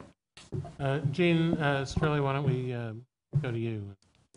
So I'd like to encourage us as we get into these debates. I'm a little bit back into the Social Security side of it, but is to be sure that we're running our numbers the right way. I think a lot of judgments are more political than economic. So I'm going to give you a couple of examples. So Deb, you and I both favor sort of what I'm going to call backloading the system, a little higher benefit in older ages to protect the very old more. And that's just for the reasons you mentioned, but also because growing problems of long-term care, it's actually not a bad way to figure out how to deal with that. But I want to be clear, by itself, it's slightly regressive. The reason it's slightly regressive is because forced annuitization, which is what gives us protection old age, is actually regressive. And so you need to offset it with other features, minimum benefits and other things you favor. So I just want to be clear that we back that up. The question about increasing the tax rate. Increasing the tax rate is probably more regressive than increasing the retirement age. And I'll give you two reasons for it. One of them is that the disabled would all who say die, or the people who die before 65, all would face the higher tax rate, and they wouldn't get a dime out of it. Increasing the retirement age doesn't cost them anything if they don't make it to 65. So for reasons like that, it's not quite so clear increasing the tax rate, does it? Now, the other aspect of increasing the retirement age, which is complex, is the fact the system is never adjusted for longer lives means that the people in this room, who I'm going to assume on average are middle to upper middle income people, you're the big winners. You're almost like the Wall Street people who say, don't increase my tax rates because that's going to trickle down to other people. So what I mean, so you, relative to your grandparents, are getting about 5, 6, 7 more years of benefits. Your benefit is at the high end on the Social Security levels, 5 or 6 or 7 more years of benefits at $25,000, $30,000 a pop. $50,000 a pop for a couple means you're getting about $300,000 more in benefits than you would have if we had just indexed the system for retirement age. And so you're saying, gee, I really need to take that $300,000 of benefits because I really care about some of the people who don't make it to 65 or lower income workers who might only make it to 67 or 68. Well, that's not a very progressive way of taking care of their needs. You're taking a lot of money yourself to deal with it. So I'd be careful about thinking about the retirement age as regressive. I could go on and go on and on, but I do think we have to distinguish between sort of what's a political statement and worry about the system from another. Another example, Damon, you mentioned worrying about paying people $14,000 or $21,000. It's very hard to get a conversation, particularly on the liberal side, with making the system much more progressive, really beefing up a minimum benefit, really making sure that $14,000 benefit doesn't go down, goes up, but we're willing to do other changes along the way, such as progressive wage indexing, and cutting back on some of this benefit growth that we at the upper end have really benefited from. And that conversation is very hard to get on the table. It's very hard to get on the table a very regressive part of the system, which is the discrimination against single heads of households, because all of us pay for spousal and survivor benefits. But those who don't have spouses and survivors, think particularly that this abandoned mother or father out there pays for spousal and survivor benefits the rest of it and doesn't get a dime of it. That's extremely regressive. You can't even get that discussion on the table because we have this battle, this political battle between the people who don't like Social Security and sort of willing to gut it anyway, the people who say, no, let's protect the box, whatever's in it. So I just want to distinguish, when we get in these debates, is just really look at the numbers closely. But I would say, if you really care about, and this is part of this seminar, you really care about low and moderate income people, I think the system could be substantially improved for the bottom, say half of the distribution. Then we could have to fight over what to do with the top half. But we should really concentrate on how to make that, in David's term, in a holistic manner, thinking about that reform, really protecting people at the bottom, but not thinking that every change, say in retirement age or tax rate or stuff like that, really serves that purpose the way we think it's going to do it. Let me comment on one thing. Yeah, yes, I agree that the longevity bonus is very And I'm progressive. in favor of it.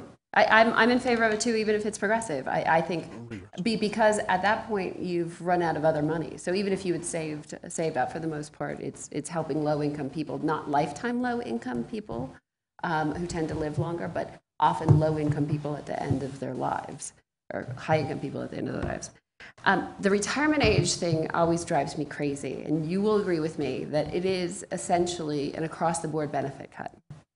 Raising the retirement age just changes the formula, so it cuts benefits at any given age. In the same way, going from 65 to 67 reduces benefits at age 62 by another 8% each year it goes up. And what drives me crazy is people in the press and politicians all assume that you raise the retirement age and everybody works a year longer. And so they don't see the benefit cut, but it really is a benefit cut across the board. I agree with your later point that we should target our benefit cuts in a wiser way, which is why raising the retirement age is to me, not the most efficient way to do it. Yeah, you know, one might have any number of highly sophisticated conversations about how to design the retirement security system better. Gene, and I think, you know, you've raised a number of, thoughtful things about how one might do that. But let me tell you about how these conversations actually go. Right? From my experience having this discussion in the House caucus room. The way this conversation actually goes is somebody walks in and says, we need to cut the deficit. So let's cut the COLA. We've got some economists who say that this is actually a better COLA. Turns out, of course, they're wrong, and this was laid out, I think, by my fellow colleagues on the panel about the fact that the elderly are not generally in a position to substitute foreign travel, say, for health care.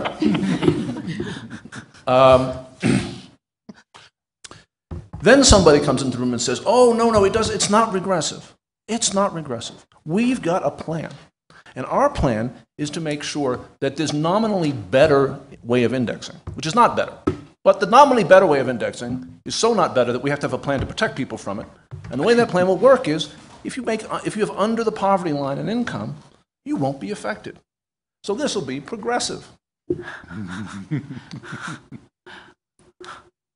whole point about Social Security is that most of the people who get it are just over the poverty line.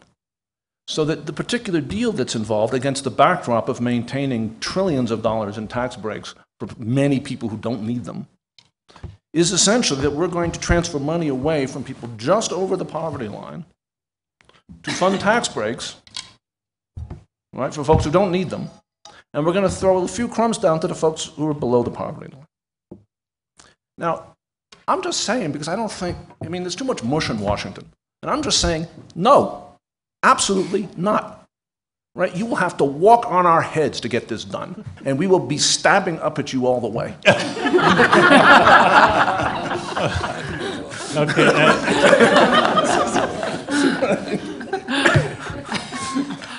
Jim Pethokoukis has been waiting patiently. Better be tall. Just, I'm not sophisticated either. I'm just an old-fashioned shoe leather reporter. Biding my time at a think tank until the journalism industry picks up again and I start paying over. You and me. But if I understand the mean testing argument, that if I were able to concoct a plan, and some of the smarter folks, AI, have concocted just a plan that would actually raise Social Security benefits for, say, the bottom third. But that might mean less for Mitt Romney, since we bring up Mitt Romney as sort of the archetype. Who would be against that? I mean, we're at this financial security time, and many of the suggestions have been about lower middle class Americans. So here, here's a plan, and I think we have one. Especially if you consider that for middle and certainly for upper income earners. Social Security and private savings tend to be substitutes for each other.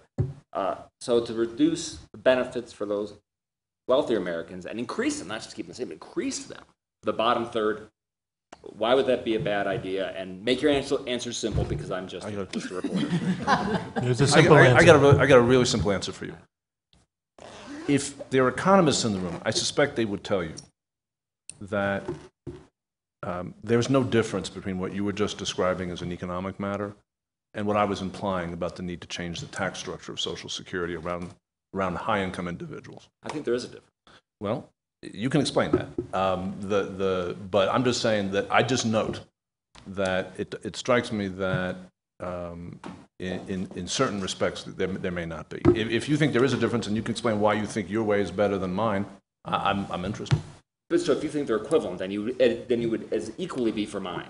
You just think the politics are worse for mine, or I don't see if you talk about if we cut benefits for some wealthier cohort, that's going to undermine the system. How do not massive tax increases undermine support for the system? Well, who says anything about massive? Right? What are you going to raise taxes on? You raise taxes on somebody. Are we going to raise the? Are we going to eliminate the cap? Which, by the way. And this is not right of center economists, but even left of center economists say the sort of the static analysis estimates of what you're going to get by eliminating the payroll cap greatly over. You're going to be unfortunately disappointed about the amount of revenue you're actually going to get from that. Well, that's not what the Social Security actuaries score it at. They say it's going to cover the actuarial deficit. That's not it. And Liebman over at Harvard, Emmanuel says over at UC Berkeley. Martin Feldstein. Let's say Damon's and Jim's plans are equally progressive. The difference in the plan, from an economic standpoint, is when you raise the tax rate, you discourage work. When you lower the benefit, you encourage work. If you're willing to decrease the benefit at the top, as opposed to raising the tax rate at the top, it has a better long-term economic effect. Assuming we have equal amounts of progressivity, so that issue is sort of put to the side. Let me also mention our tax code, Social Security benefits are taxed. So wealthier people at the time of retirement do have their benefits reduced. Again, your benefit is based on what you earn during your lifetime, right? So if you if you were a high-income person while you worked, you have a higher benefit while you retire. Well, maybe it shouldn't be. Maybe they should. Maybe it should be a flat benefit, a fatter benefit for that bottom third, and then for everybody else, you can make it up And with one of these private savings accounts, which unfortunately some of my Twitter followers think the government will raid. So there may be a bit of a perception problem. They think somehow that they're going to get access to that money, but Yeah. that's And Andrew Biggs plus it's a put that out simpler, more last week. transparent benefit. Yeah, Andrew Biggs put out that from AEI last week. He's my brain. Yeah, I'm really puzzled. I mean, I understand what the logic is, but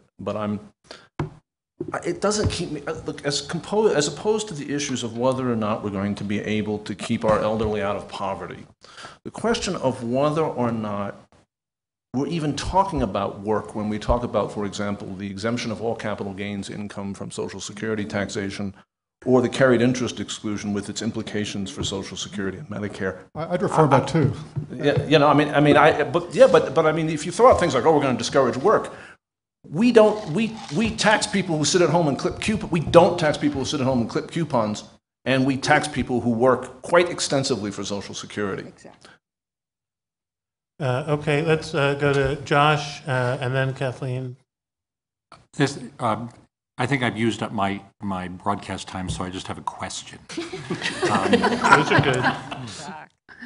Why is it that Social Security must be paid for only by a tax on labor? Why, for example, is the disability program have to be paid for by a tax on labor, as opposed to throwing it into the general revenue pot? Is it done that way in every country on the planet? Or? Well, I can tell you just, I'm sure everybody on the panel will have some thoughts on that, but that was installed in 1935.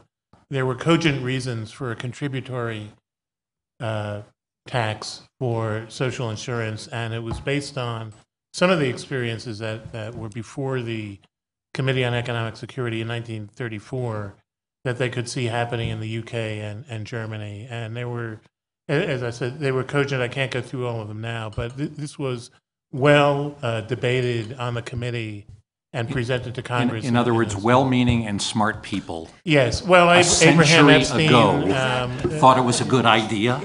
Well, yes, and there are still good reasons for a contributory system to a certain extent. I mean, there are nuances, but in any event, you know. I think, you know, if we are really having a conversation about Social Security, not a budget deficit conversation, then we should talk about all different ways of funding it and ways of paying out benefits and enhancing them. Jean offered a few suggestions.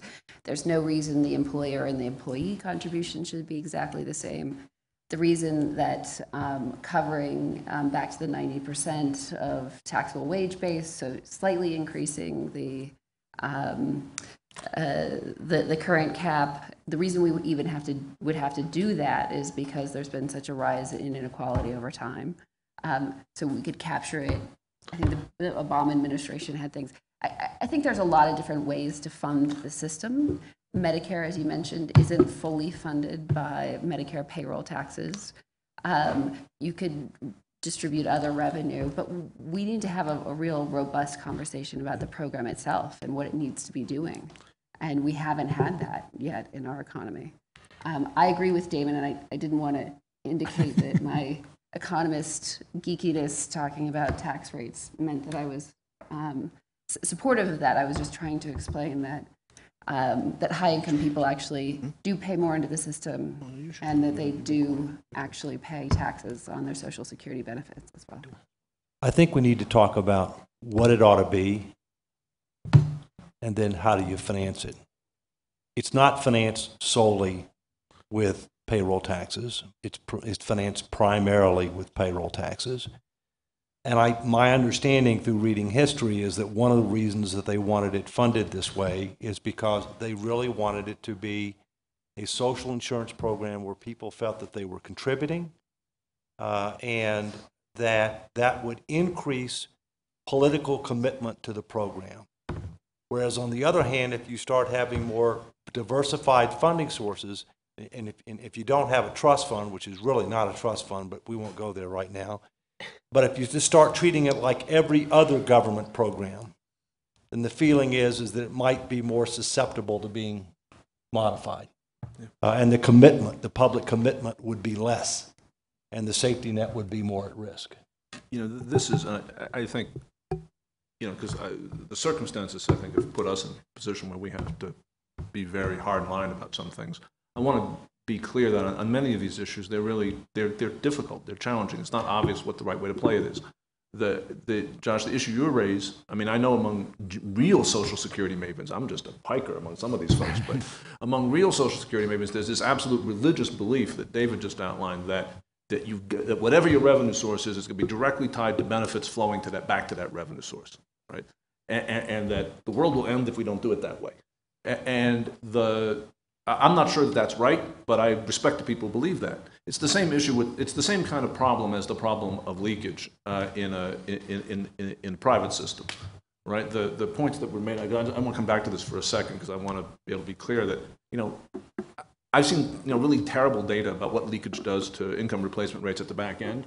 I'm sure that what Deborah and others said during this conversation about the idea that people are afraid to put money into plans. People have no money, they're afraid to put money and they can't get back out. Sure, that's true. So you got to challenge it. But there's a deeper thing going on here with Social Security and Social Security's revenue base that it's worth sort of calling people's attention to. And we've talked about it a little bit on and off, but it's really profound and huge, which is that as the income structure polarizes, and as more and more, and as our tax structure encourages more and more income to be moved into long-term capital gains, right? You're effectively defunding a payroll-based social insurance system. And wage stagnation compounds this dramatically, as does the existence of a large undocumented workforce that we're intending to exclude forever, right, from participating in these systems and paying in. It's amazing, it's a miracle in certain respects that the social insurance system is as healthy as it is, given the way in which we structurally pushed the economy in ways that destabilized it. Now, one way of dealing with this is to try to reach out and capture in the Social Security system capital gains, higher levels of income, and the like.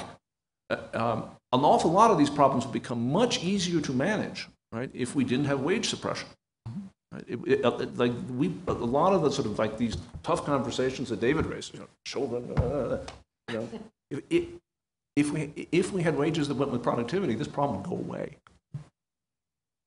My only point is, if wishes were horses, what I hear is a combination of the grooved thinking,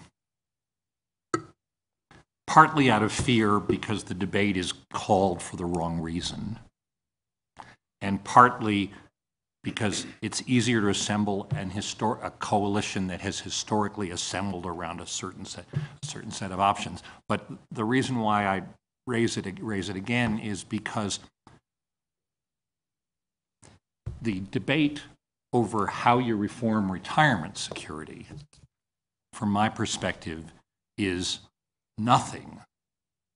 trivial to the future welfare of the nation than finding a way for us to have a Social Security system that works. And so end of sermon. Sorry. Josh, I would suggest that the Social Security mavens may crucify me, but whatever. That if we're going to have a society that continues to grow as unequal as it is, there's no way to preserve social safety net, social insurance system, which is what Social Security and Medicare are. There's no way to preserve it on the kind of $1 in, $1 out basis. That it has to be. If we're going to have this society this unequal, it's going to have to be redistributive if we're going to have it. And I think that's kind of what you're saying. Better said. Better said. I add one point, just that you brought up immigration, and I didn't raise it in the last panel. The Social Security actuaries actually studied what the impact of the Senate bill, and I saw Eric just left. It would actually increase trust fund solvency by 2 years and bring $287 billion into the Social Security program if that bill would pass. Kathleen? Actually, I was going to ask sort of a similar question. Why, seems to me the FICA tax really is a tax on work. I mean, I have to tell you, just my own experience, I never knew that there was a cap on Social Security till I got a job, till I left public office and I had a job, and suddenly my paycheck went up one day. And I said, where did that come? They said, oh, well, now you've paid off your Social Security. I said, you mean I make more money and they charge me less?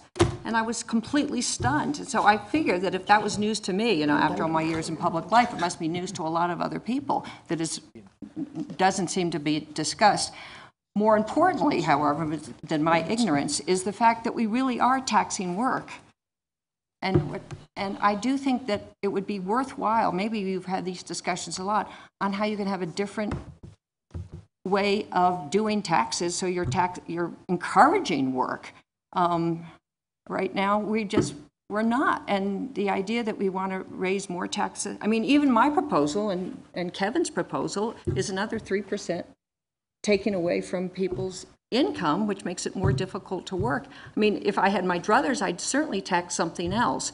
And so I was hoping that maybe we could start a larger discussion as to what are the best or other ways to raise revenue to help us with retirement than taxes on work, even though they might not be called taxes. So I think you've already had this discussion, but I just want to encourage it. Bob, you... Yeah, I'd love to actually take off from just that point and really ask David. You had suggested some possible changes to retirement tax incentives, I think. And I'd love to hear what some of those ideas are. But I just need to say first how much I appreciate the whole level of this conversation and the quality of the presentations. And also, we looked at asset tax expenditures, which, depending exactly how you account for them, is about $500 billion a year, of which the lion's share, particularly of home mortgage interest deduction, preferential capital gains, and dividends rates, it all goes to the top 20%.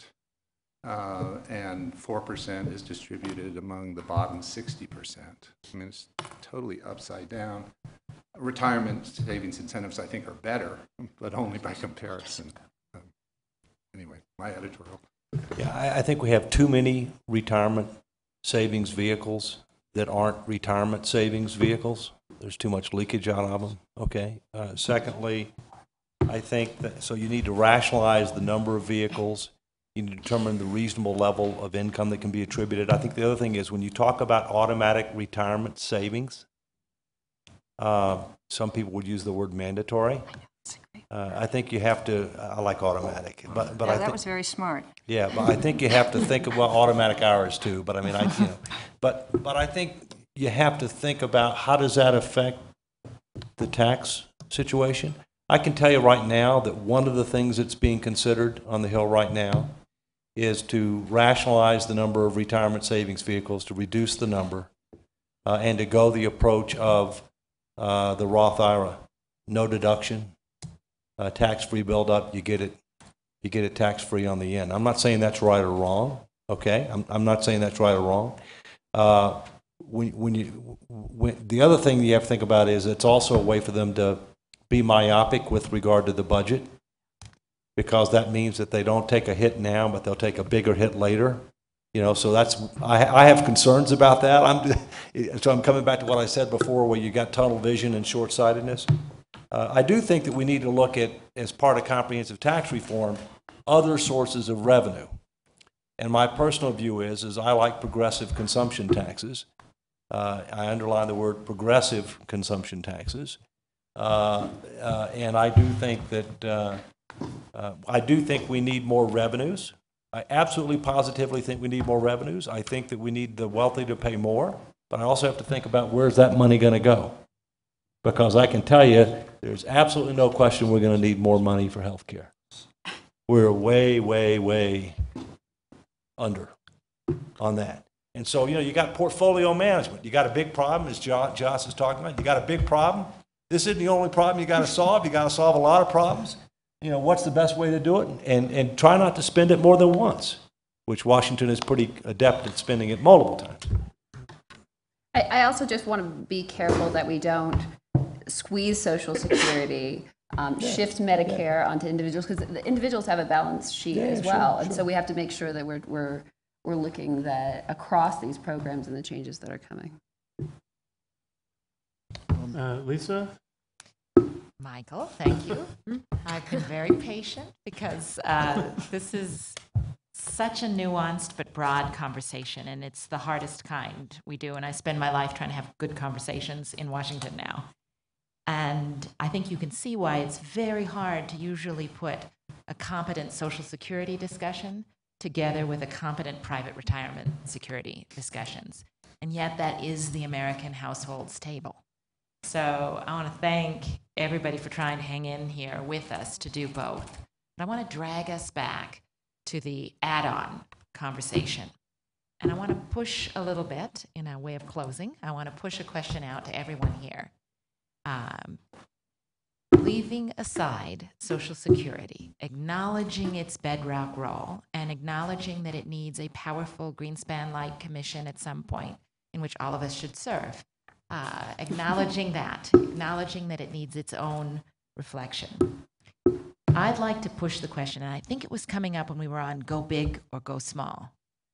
I'd like to push what's holding us back from addressing the add-on, from addressing the, I don't want to have the conversation about whether we should carve out. Frankly, I truly believe that's done. We've had that conversation. So America's next step in a retirement security conversation that needs a next layer of private savings. In that conversation, what's holding us back? What do we really believe today, right now, before we go to dinner and drink a lot? Not for the cameras. But what do we really believe is holding us back from really fundamentally figuring out our next tier of money that we need? And we really have a fascinating mix here of private voices, of public voices, of voices who don't do this all the time, who work more in the retail space of reaching consumers. I'd like to end with the folks that served on this panel. And I really would like to push what's holding us back. Damon, you already gave us it's a dead armadillo. You can't get the next, nobody. But, don't only ask certain right now. formulations. Okay. Only certain formulations. Fine, but I just want to hear, what do we think? If America's ready for a next tier of savings, no matter what our beliefs are in the core value of the system, and I'm the recently outgoing chair of the National Academy of Social Insurance. I'm fundamentally committed to the bedrock system of social insurance. I'll reveal my cards. But I am curious from this table, what do we think is really holding us back from moving forward with a next tier? And Jean, you happen to be sitting next to me, so I'd just like a quick round robin to close out this session. I think there are a lot of things. I mentioned this before, so I'll be very short, is I think in a period where the emphasis is on deficit reduction, an additional retirement tier cost revenues. And so, for instance, in the current tax reform debate, where the emphasis is on if you raise revenues, it's to reduce the deficit, or you raise revenues to cut tax rates, it's hard to have something that's going to lose revenues. And if you have an additional tier, it's going to lose a substantial amount of revenues. And so what I've been pushing, and I've said before, that I'm not sure you can get there in tax reform. I think you might be able to get there in a broader Social Security debate, just like you mentioned Nest, like in Britain, because then you're dealing with very big money anyway, and that might be the place to have that add-on discussion. Big money. And this is even though you gave us numbers of an auto IRA add-on discussion that may be $1 billion a year. You're still convinced it's a revenue point. Auto IRA, I view, is helping build an infrastructure. I don't think auto IRA really gets you a substantial amount of second tier, additional tier savings. I'm in favor of it, but I don't think it gets you that far down that road. Bob? Well, this may be a little off the reservation, but I think the government has to basically mandate a layer which goes on top of Social Security, and you can provide some opportunities for investment choices that people don't have in the Social Security system, but I think it has to be run like the federal thrift savings program and with limited options and a mandate. But Bob, can I push you? Why do you feel that conversation is here, and why not? Why or why not? People have mentioned mandated programs around the table, so the question is, it's not new. Why, what's holding us back from having that discussion? Well, I think a number of things are holding us back. One of them is that I think the private sector financial institutions want to retain an important role for themselves in the system, and I think they would feel threatened by that. But I think purely from a consumer or an individual's standpoint of financial security, there's not enough financial education that we can do, not enough nudging that we can do, not enough choice architecture that we can do that's going to get us to the finish line. And so that's where I come out. Okay. Susan, weigh in? You know, I come back around to psychology, and I think there's some combination of the mythology around personal responsibility and the delusion that, you know, I see and I hear everyone else's stories, but it's not going to be me. Like somehow I'm going to have this big windfall or nest egg's going to fall into my lap, and then people just don't want to really address the realities. And I think until we get past that psychology piece, it's hard to move a lot of the other levers. Yeah, so I'm not an expert on Social Security or savings, and I'm just going to go back to, it seems like a lot of people are pushing for more individual savings. They don't have enough money to save. We have a service economy. We have large and growing numbers of people employed as food servers, childcare workers, home care workers, landscape laborers, all kinds of things that just don't pay. And I think unless we do something about the low incomes and we have this idea that somehow individuals can be more productive and compete for higher wages, we see that that just doesn't happen. I think unless we have some realistic conversation about what people are earning, I don't see it. Being that I will be watching this video and working with Lisa to choose how we strategically go forward, I associate myself with her question.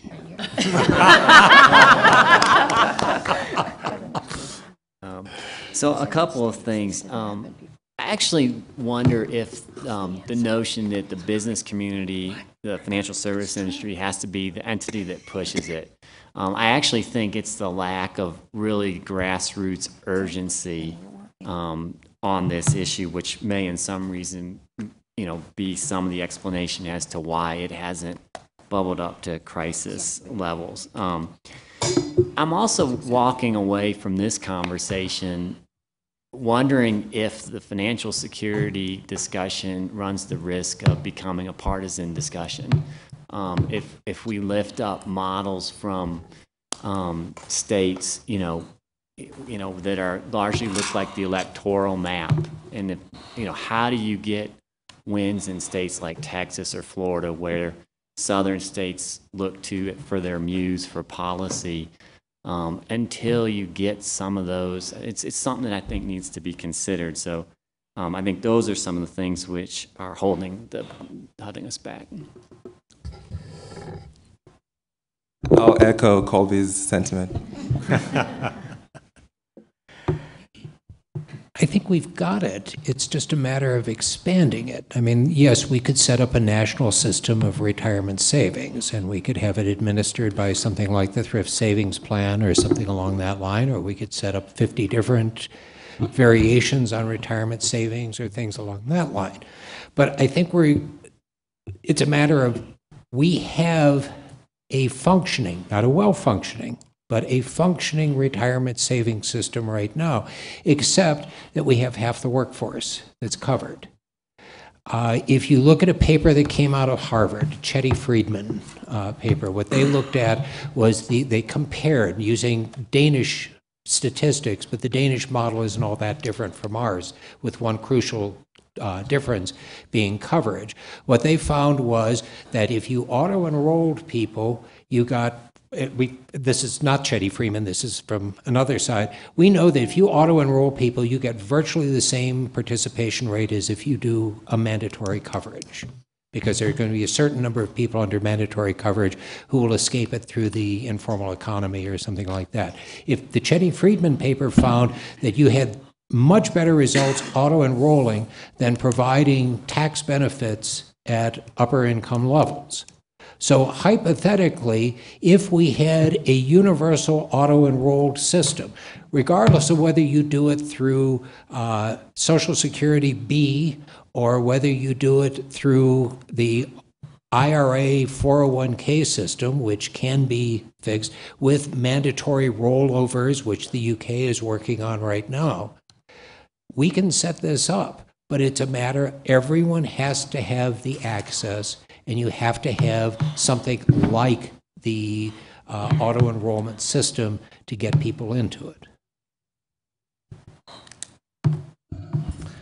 Yeah, I mean, in some ways, I'm inclined to agree with, really Gene's points to some degree. I don't think we can talk about Social Security,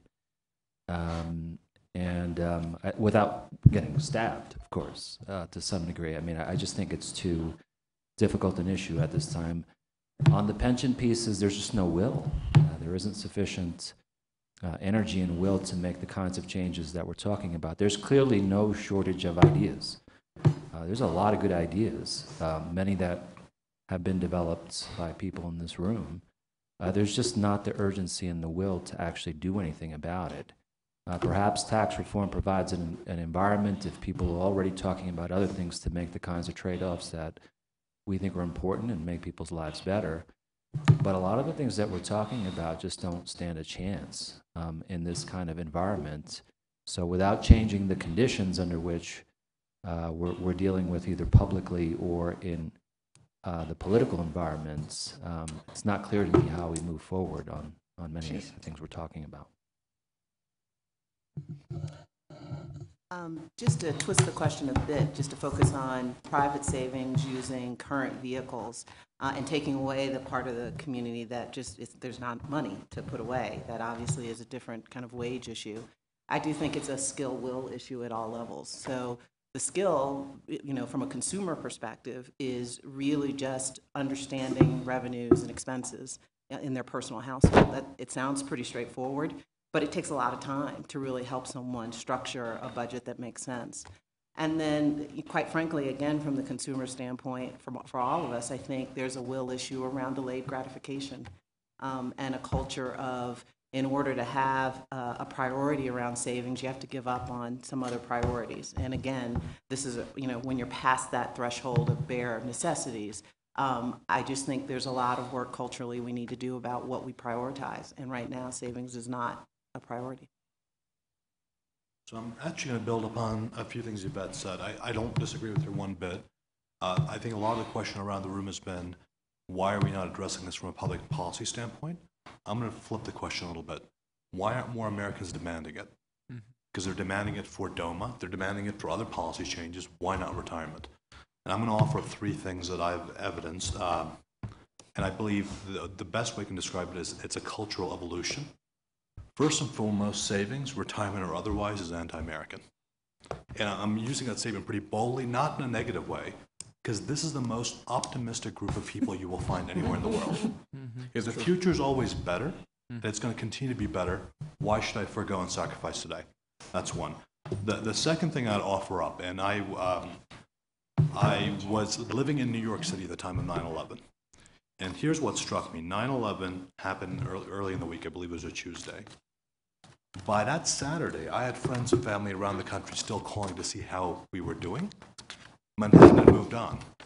Not that they moved on in a significant way. The grieving was still going on, but they were picking up the pieces and life was moving on. So a lot of times I think we as an industry, we as a forum, we as policy think tanks, discount the value of people adjusting their means, discount the value of people changing their lifestyles, and discount the value of people broadly doing with what they have.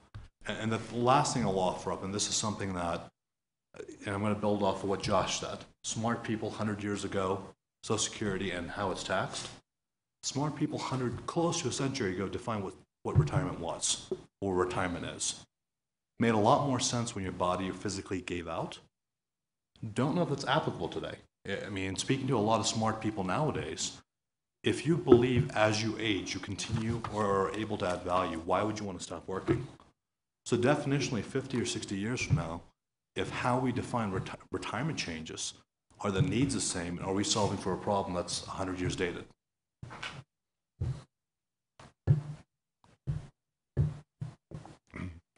I wish I knew the answer, but I'll make up 3 reasons. One, as much as we say it, I don't think we really believe in the productive capacity of all of our people, and particularly low-income people, and we don't give people therefore a chance. Through all our studies, I've just been amazed at what people will do if you give them even not much of a chance. So I remember the 20% of our sample in the American Dream demonstration that lived at half the poverty line saved 2 to 3 times as much as people at twice the poverty line. And when you ask them why, they said it's the price of stability, it's the price of hope. I think it's odd that we would invest more in subsidizing needs, in the safety net, than in investing in people's productive capacity. But that's what we do. And that's not an argument against the safety net at all, but we really need to build the ladder. Second, I don't think we really understand, most of us understand savings. I think we tend to see it as, just deferral or something that sits on a shelf rather than economically very potent, in terms of both psychological and economic leverage. And third, I don't think we can get to financial security or even retirement security by just focusing on retirement security. I've learned a lot about what folks who know more call leakage. I think we need child savings. I think we need, to make sure that people have the savings so that they can start the businesses that are creating the jobs. I think we need a small amount of savings that give people the faith that they can go to college, which is the basic, entry to a middle-class job.